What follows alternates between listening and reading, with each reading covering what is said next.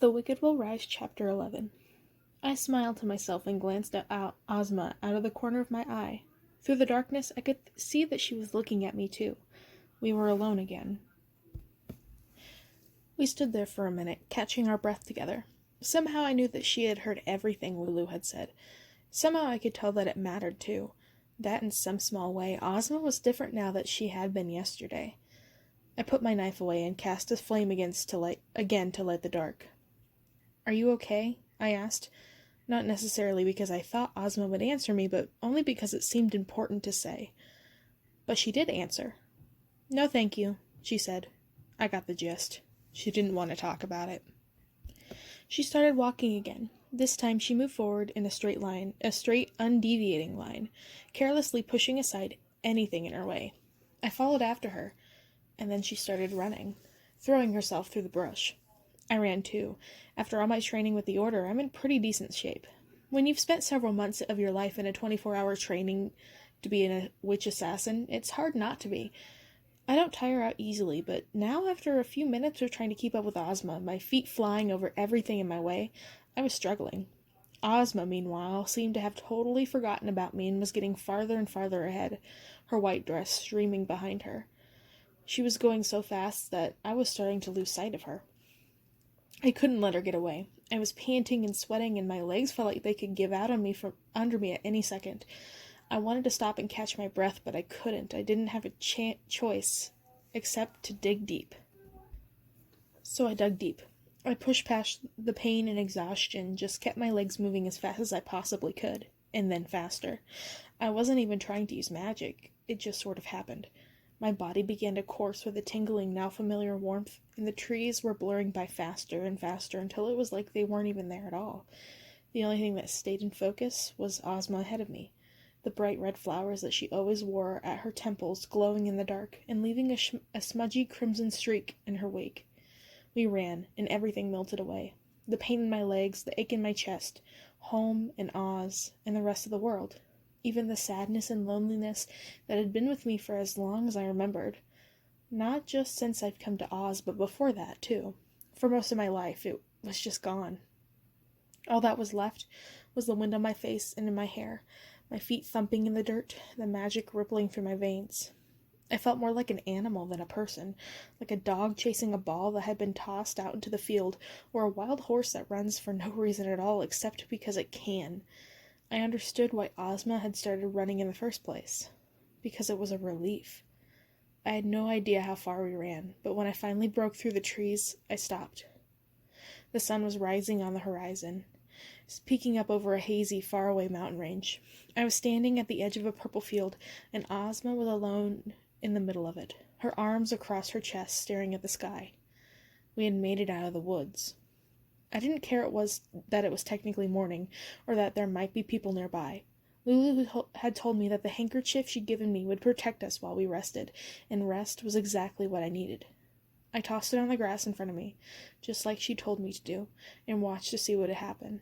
Before my eyes, it began to unfold itself into a huge sheet. The sheet floated up into the air, and a gauzy material began to thicken, changing color, and it began to take on a shape. A minute later, I was standing next to a modest canvas camping tent, fastened in jaunty pink and white stripes. At its peak, a miniature flag bearing the royal insignia of Oz, a golden ornate Z inside a larger O, fluttered in the breeze. After spending some time in a fairy kingdom, it's not hard to get a little jaded about the whole magic thing, especially when most people, including you, are basically just using it to try to kill each other. But then it impresses you when you least expect it. And when I crawled inside, I remembered with a gasp that appearances in Oz were often deceptive. From the inside, the tent looked like a normal camping tent, barely big enough for 2 people in sleeping bags, and only if they didn't mind getting a little cozy. But the inside was easily twice as big as the rooms in the Best Western that my mom and I had sometimes stayed in when we'd go on vacation, back when we sometimes used to go on vacation. Several lanterns hung from the peak ceiling, burning with soft pink flames and lighting the space with a rosy, homey glow. On either side of the room were 2 impeccably made-up beds that looked straight out of a department store display. In the corner, a small sitting area housed an armchair and ottoman upholstered in pink and gold brocade. In the middle of the room, a table with crisp white linens, flickering votive candles, and an arrangement of pink roses had been laid out for us with a lavish spread and 2 bubbling flutes of champagne. The remainder of the bottle was chilling in a standing ice bucket next to the table. While Lulu had mentioned that she had borrowed the handkerchief from Glinda, and it figured that Glinda wasn't going to sleep in the dirt in some ratty old sleeping bag, Ozma had crept in behind me and made a beeline for the champagne, which she downed in one gulp before moving on to some cheese. The delicious-looking spread was tempting, but even more tempting were the beds. I was out before I could even crawl under the covers. I woke up to the smell of freshly cooked bacon, and... wait, was that coffee? Mom must have been in a great mood. Maybe she'd won bingo that night with Tawny down at the bar. No, it was more likely I was dreaming. I rolled over, rubbed the sleep from my eyes, and then I remembered I wasn't in Kansas anymore. I was in a plush bed in a magical tent in the land of Oz. I blinked away the sleep and pushed away the sudden, raw feeling in my chest from believing for half a second that my mom might have cooked me breakfast. That's when I saw that the table had welcomed me and Ozma the night before. Delicious food and champagne was now overflowing with truly scrumptious breakfast feast. Bacon, scrambled eggs, fresh fruit, glass carafes of juice, and sparkling water. I'd barely had a decent meal the entire time I'd been in Oz, and now I was looking at the World Series winning Grand Slam breakfast.